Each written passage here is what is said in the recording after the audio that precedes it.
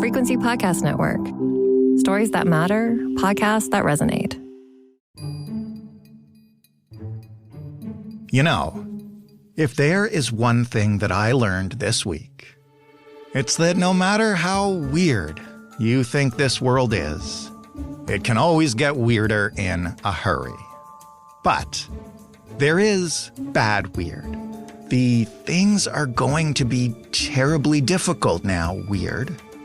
And then there are stories like this one. Guelph police say there have been at least 7 of what they call large-scale thefts of butter in the last 10 months, including 2 this month from North End grocery stores. Yes, butter thieves are on the prowl across Ontario. And we're not talking about a few bars of butter here. Oh no, it's thousands of dollars of that sweet, sweet yellow gold. And it's not just a couple of heists either. They keep happening for some reason. These crooks can't be caught. So, why butter? Why is this so widespread? Who's behind it? Where does the butter go once it's been stolen? Is the stolen butter in the pastry that you're eating right now?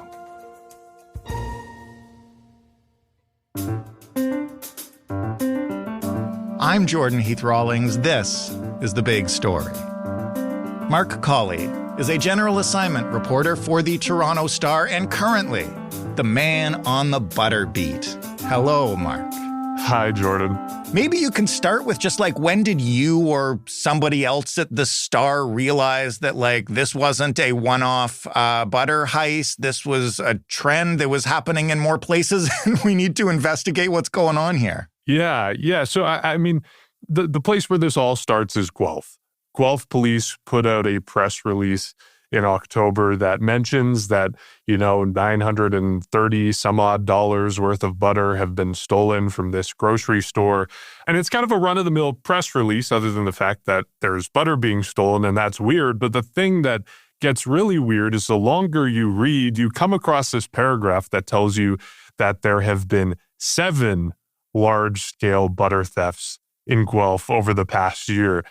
And that's a really strange thing to read. And so obviously a couple places have picked up on this. We came across it in some local media. And like everyone else who hears this story, you kind of stop and go, okay, why the heck are people stealing butter? Where is this butter going? How much is $1,000 worth of butter? How far does $1,000 worth of butter go? There's a multitude of questions that emerge from it.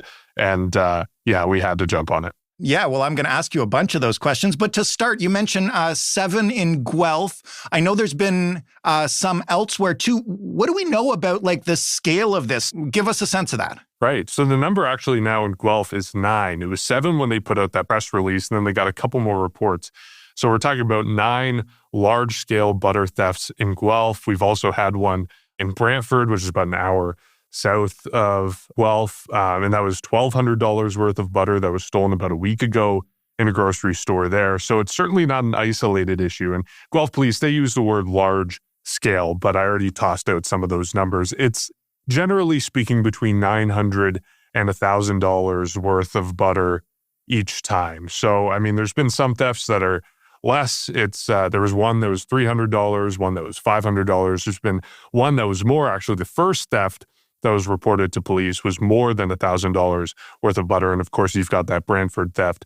That's about $1,200. But generally speaking, we're talking $900 to $1,000 each time. And there's been 9 separate thefts in Guelph and then 1 since in Brantford that we've heard about. Okay, since you mentioned it, I will ask, what does $900 or $1,000 worth of butter look like? I'm picturing it in sticks here? Yeah. So, I mean, please talk about how the fact that the thieves have taken just cases of butter. So within each case, you've got individual sticks like you would buy from the grocery store put together. Those are all put on a shelf in the grocery store. And then thieves have just walked out with a whole case of these. So in one case, it was 3 entire cases of butter. And I mean, you can do the math on it at home. It's about $7.50 right now for a pound of butter. So if you're stealing $750 worth of butter, that's 100 pounds of butter. And so if we're stealing $1,000, it's a little bit more than that. So regardless, it's a lot of butter. You mentioned they would just walk out with them. What do we know about how exactly these heists occur? Like, how does one make off with 100 plus pounds of butter? By the sounds of it, it's not all that difficult. A lot of these thefts are pretty brazen. So what we do know, the typical pattern of the thefts in Guelph, according to Guelph police, is that there's two men who enter the store separately. They meet up inside. They toss some butter in a cart or in grocery bags or whatever, and then they just leave out a door. In some cases, it's as brazen as walking out the front door without paying for this butter. In some other cases, they use an emergency exit. In one, they used a receiving door. But yeah, it doesn't seem particularly complex or elaborate. It is walking into a store, grabbing a whole load of butter, and walking out. Some of the other commonalities between these, the suspect descriptions in Guelph, at least, are pretty similar. It's usually men who are between 5'6" and 5'8". They're described by police as brown-skinned. Sometimes they're wearing a baseball cap. In one case, one of the men had a bandaged leg. So there are sort of these similarities in the way the suspects are described, in the way the cases happen. But right now, Guelph police are saying that they don't know whether they're connected or not. So this is the money question, I guess. Why is it butter? Surely there are things that are less heavy and awkward that are worth more to carry out of a store. Right. Yeah. And not just that, but easier to store. Right. Butter does go bad eventually. It has to be refrigerated. And so, yeah, the question of why would you steal butter is kind of one of the money questions here, one of many money questions here. There's a couple of factors at play. The first most obvious thing that anyone who has been buying butter over the last couple of years can say is that butter is expensive. Like everything in our country, things have gone up in price over the past few years, and butter is no exception to that. And so butter is on that list of things that are expensive commodities now. But another factor at play with relation to cost is that regardless of inflation or anything else, butter is just an expensive item to begin with. It's more expensive than other dairy products because the demand for milk fat tends to be higher than the demand for milk protein, and that makes butter more expensive than other dairy products. And then I think there's kind of a third thing at play that you can boil all of this down to when you're asking why is someone stealing butter, or with any object, like why is someone stealing beef from a grocery store or any strange object that you may come across.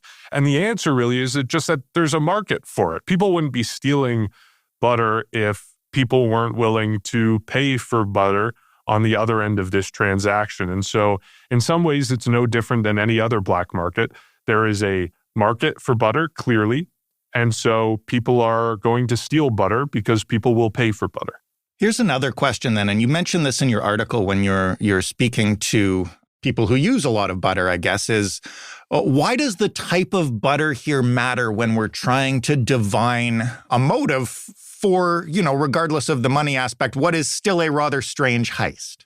So I will readily admit I am not a baker. I'm not a butter expert to begin with. I use margarine in the morning on my toast and not actual butter. So I was kind of out of my depth going into this. So like you say, I called up a bakery in Guelph, Polestar Hearth Bakery. It's run by a guy named Jesse. And when I asked him, why would someone be stealing butter? How do I track this down? The question he posed to me was, what type of butter are they stealing? And as it turns out, it could be an important question and an important answer to find to figure out what's going on here. So unsalted butter, that's what you would use in baking. It gives you a lot of control over the recipe. And so Jesse from Polestar, he was saying if they're stealing unsalted butter, he would guess that this butter is going to bakeries. It's going for industrial use to be used in recipes and baked into bread or croissants or cookies or whatever it may be. Salted butter, on the other hand, that's what you would typically have on your counter to butter toast if you're not a margarine user like I am. Right. And so if they're stealing salted butter, Jesse was guessing that this butter is probably going to individual buyers. So it's going to people like you and me who might be buying butter and sticking it on the counter and buttering toast. Unfortunately, the answer to Jesse's question is a little bit less illuminating. I asked Guelph police, what type of butter are they stealing? And the answer was that they're stealing both. They're stealing salted and unsalted, seemingly indiscriminately. And they're also stealing ghee, which is a type of butter used in Indian cooking. So unfortunately, the answer of what type of butter doesn't actually lead us anywhere in this case.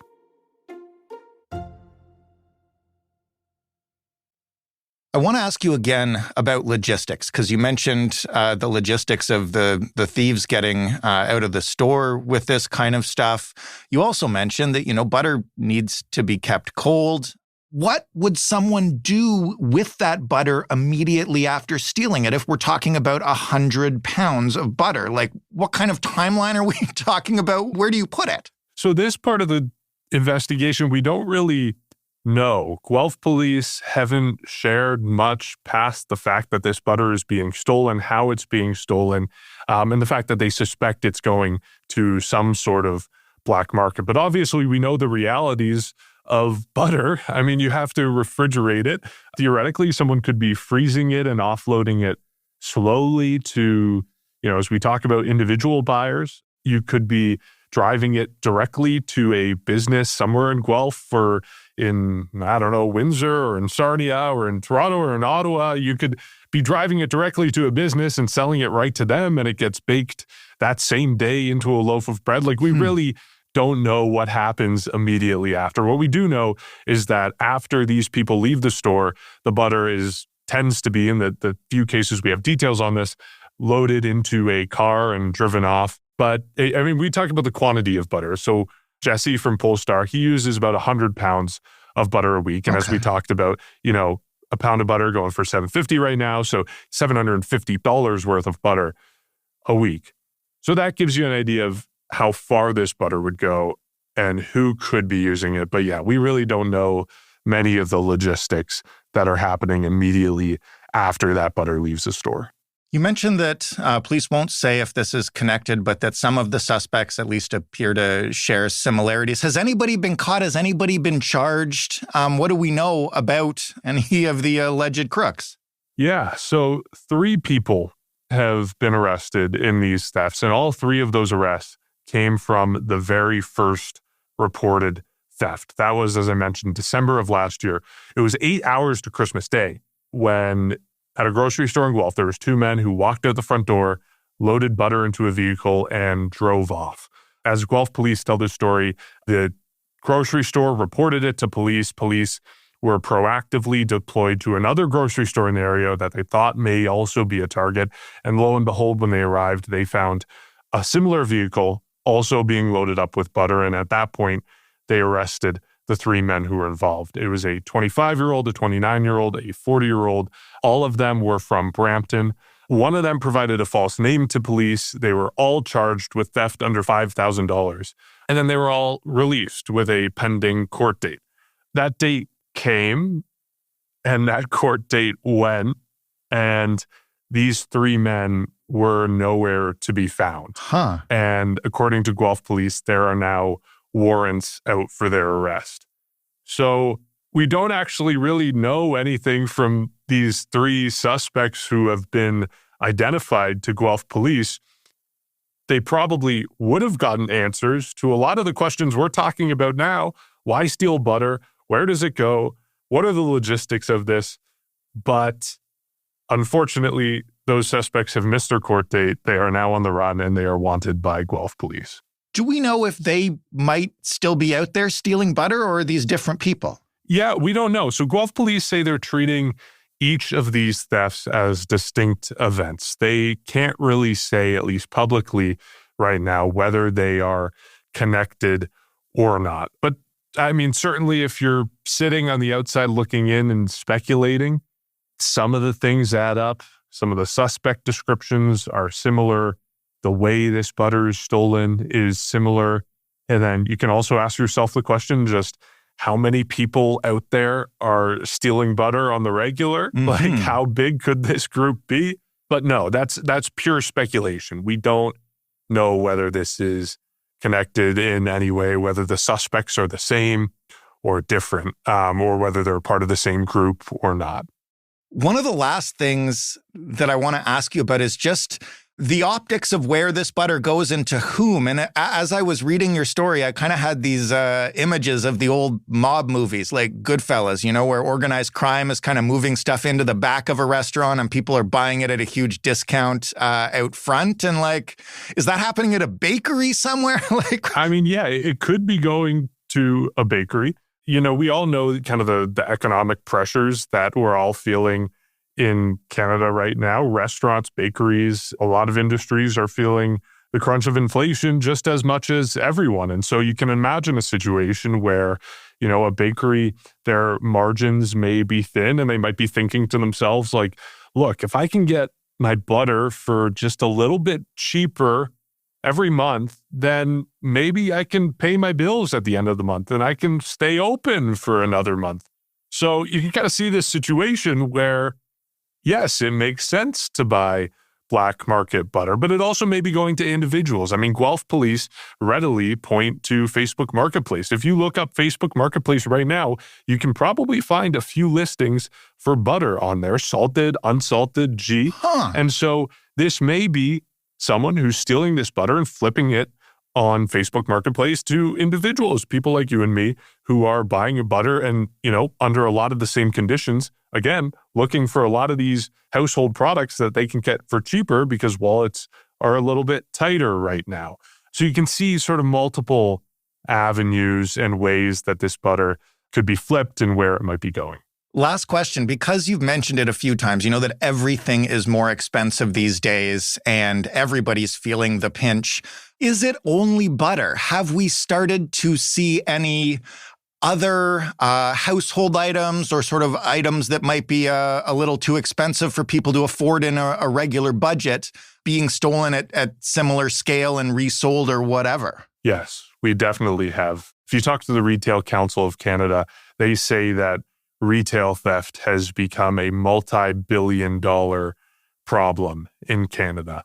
Retail theft happens all over the place. So that's, shoplifting is the most obvious example of that, but there are more organized instances, and that's what appears to be happening right now in Guelph and what is happening elsewhere as well. So I spoke to a food economist at the University of Guelph, and what he said is that thefts like these typically target low volume, high cost items. So that's something that isn't going to take up a ton of space, something you might be able to slip into a backpack or your pocket or down your pants and is going to get you a lot of money, right? It's pricey.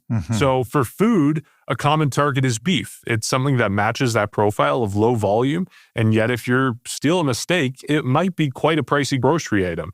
But it's not just food, of course. There's other stuff being stolen. So the Retail Council of Canada, they say that baby goods are a common target, diapers, formula, razor blades are another one. Again, if you think small but expensive, razor blades fit that perfectly.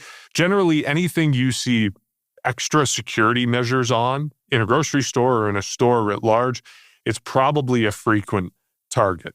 But it's not just normal things like this, right? We can kind of understand why someone might be stealing razor blades or some of these things. There are a lot of weird thefts that happen. So $70,000 worth of pistachios was stolen near Waterloo, Ontario. $8,000 worth of live lobster was stolen in New Brunswick over the summer. Even butter has been stolen at scales, 200 times larger than what we're seeing in Guelph. There's $200,000 worth of butter stolen in Trenton, Ontario in 2021. Wow. The thing about these strange thefts and these large-scale thefts is that it is, for the most part, cargo theft. So that's someone stealing something, a truckload of something from a truck yard before it makes it to the grocery store. What's kind of unique about the butter thefts in Guelph is that it's happening off a grocery shelf, and it is happening, 9 times over the past year. So we might see the butter locked up like the razor blades. It may be headed that way, yes. Thanks again for doing this, Mark. Thanks so much, Jordan. Mark Colley, reporting for the Toronto Star. That was The Big Story. For more from us, you can head to thebigstorypodcast.ca. You can also shoot us feedback anytime to let us know what you think, or to suggest an episode. After a week like this, I would appreciate more suggestions like the Butter Bandits. Makes me feel good heading into the weekend. Hopefully, it does the same for you. You can always find The Big Story in your favorite podcast player. If you haven't checked it out yet, you might want to check out Seeker, Seekr, where you can also find The Big Story and a whole bunch of other podcasts. And you can ask your smart speaker anytime, any place to play The Big Story podcast, and you'll find us there too. Joe Fish is the lead producer of The Big Story. Robin Simon is also a producer here. Matt Kesselman handles our sound design. Stephanie Phillips is our showrunner. Mary Jubrin is our audience development lead. Diana Kay is our manager of business development. I am Jordan Heath-Rawlings, your host and executive producer. And together we are Frequency Podcast Network, a division of Rogers. And we will also have an episode of In This Economy for you on Saturday, an extra little treat, something happy on Sunday, and we'll be back with a fresh big story, probably not as fun as this one, but probably more newsworthy on Monday. So we'll talk then.